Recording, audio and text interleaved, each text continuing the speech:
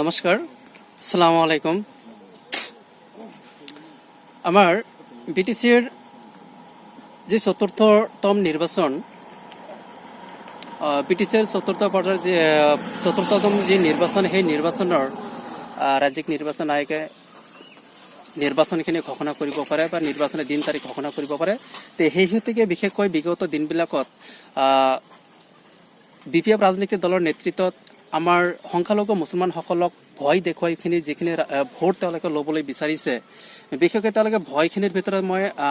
আমি দেখিবলৈ পাইছোঁ তেওঁলোকে বিশেষকৈ কৈ আছে যে UPPL ৰাজনৈতিক দলৰ নেতৃত্বত যদি চৰকাৰ গঠন হয় তেনেহ'লে হয়তো বিটিসিৰ পৰা মুছলমান লোকসকলে তেওঁলোকক খেদি পঠিয়াই দিব মুছলমান লোকসকলক উচ্ছেদ কৰিব খাছ লেণ্ডক তেওঁলোকে দখল কৰি ল'ব আৰু তেওঁলোকে আৰু কৈ আছে যে UPPL ৰাজনৈতিক দলে RSSৰ লগত ঘনিষ্ঠ সম্পৰ্ক আছে এইবিলাক বিভিন্ন ধৰণৰ তেওঁলোকে কৰি আছে দোষাৰোপ কৰি আছে কিন্তু সেইহেতুকে মই বিশেষকৈ আমাৰ সংখ্যালঘু মুছলমানসকলক বা সংখ্যালঘু ভাইসকলক মই অলপ কেইটামান কথা মই ক'ব বিচাৰিছোঁ আপোনালোকে সবে জানক বা শুনক আপোনালোকে জানে এইটো যে 2012 চনৰ যিখিনি গোষ্ঠীগত সংঘৰ্ষ হৈছিল সেই গোষ্ঠীগত সংঘৰ্ষৰ সময়ছোৱাত বিশেষকৈ 8 নং দত্ম পৰিষদীয় সমষ্টিৰ অন্তৰ্গত বিশেষকৈ যিখিনি নাৱৰভিটা যিখিনি গাঁও আছে সেই নাৱৰভিটা গাঁৱৰ তোমাৰ যিখিনি মাটিখিনি যিখিনি দখল কৰি লৈছিলে খাছলেণ্ডখিনি যিখিনি উচ্ছেদ কৰি লৈছিলে বা তেওঁলোকে দখল কৰি লৈছিলে সেই দখল কৰাৰ কাৰণে একচুৱেলিকে UPPL ৰাজনৈতিক দলে সেইখিনি জড়িত নেকি নিশ্চিতভাৱে কেতিয়াও নহয় কাৰণ সেইখিনি সময়ত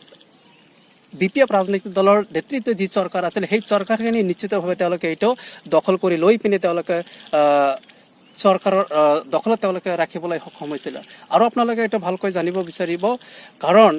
UPPL ৰাজনৈতিক দলে কেতিয়াও সংখ্যালঘু মুছলমানসকলক ভয় ভাবুকৈ দেখি ভোট ল'ব বিচৰা নাই প্ৰত্যেকটা মুহূৰ্ততে কৈ আছে বিটিসিত থকা সকলো যত জাতি জনগোষ্ঠীক লৈ আমি হাতে হাত মিলাই পিনে চৰকাৰ গঠন কৰি পিনে আমি হকে শান্তি মিলি থাকিবৰ কাৰণে প্ৰচেষ্টা চলাম আৰু তেওঁলোকে কৈ আছে যে যিকোনো প্ৰকাৰে মুছলমানসকলৰ খাছ লেণ্ডখিনি দখল কৰি ল'ব এটা কেতিয়াও নহয় জাষ্ট খালি এটা মিছা প্ৰলোভন দোষ দি আছে কাৰণ বিপিএফ ৰাজনৈতিক দলে স্পষ্টভাৱে ৰবিৰাম নাৰ্জীয়ে স্পষ্টভাৱে বিধানসভাৰ এছেম্বলি তেওঁ নিশ্চিতভাৱে কৈছিল যে আমাৰ BTID অঞ্চলবিলাকত বিভিন্ন ধৰণৰ অবৈধ মানুহবিলাকে খাছ লেণ্ডখিনি দখল কৰি আছে এইটো স্পষ্টভাৱে এইটো এছেম্বলিত এইটো কৈছিল হয়তো আপোনালোকে সবে এইটো জানে আৰু এইটো মিডিয়াতো সবে গম পায় তে এতিয়া কথাটো হ'ল যে একচুৱেলিকে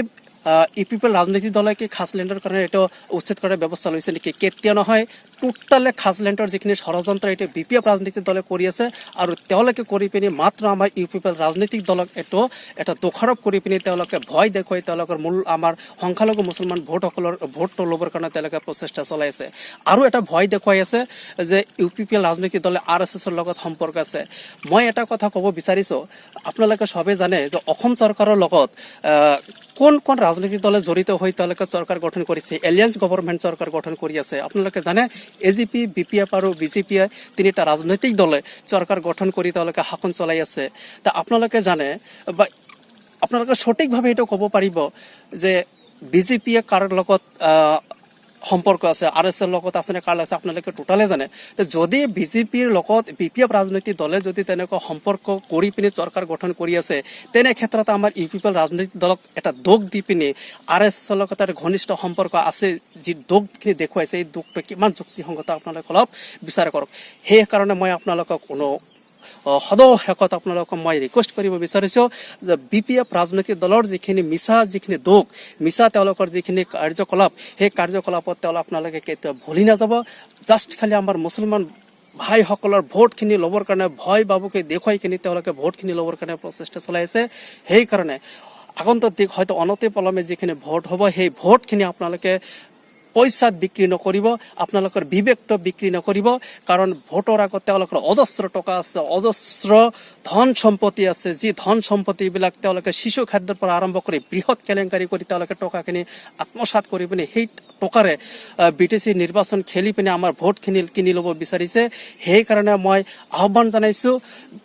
মুছলমান ভাইসকলক মই আমি আহ্বান জনাইছোঁ, আপোনালোকে টকাত বিক্ৰী নাযাব, 200 টকা 500 টকাৰ বিনিময়ত আপোনালোকৰ ভোটটো বিক্ৰী নকৰিব। আপোনালোকৰ মহামূল্যৱান ভোটটো সঠিক ৰাস্তাত প্ৰয়োগ কৰি ব্ৰিটিছে এটা সুস্থ এটা চৰকাৰ গঠন কৰি পিনি শান্তিৰ পৰিৱেশ এটা ঘূৰাই আনিবৰ কাৰণে আপোনালোকে ঐক্যবদ্ধ হওক। আৰু আপোনালোকে আমি সবে মিলি এটা ভাল এটা সুস্থ চৰকাৰ এটা গঠন কৰি ব্ৰিটিছে এটা শান্তিৰ পৰিৱেশ ঘূৰাই আনো, যি পৰিৱেশটা হয়তো 17 বছৰত নাছিলে। আমি আপুনি সবে মিলি পিনি 17 বছৰত হৈ যোৱা ঘটনাখিনি যাতে কেতিয়াও নহয় তেনেকুৱা পৰিৱেশ আমি আগন্তুক দিনবিলাকত আমি এটা কৰিম বুলি আশা কৰিছোঁ। আৰু আপোনালোকৰ মহামূল্যৱান ভোটৰ সুস্থ পৰিৱেশ গঢ়ি তুলিবৰ কাৰণে প্ৰয়োগ কৰিব বুলি আমি আশা কৰিছোঁ। ধন্যবাদ।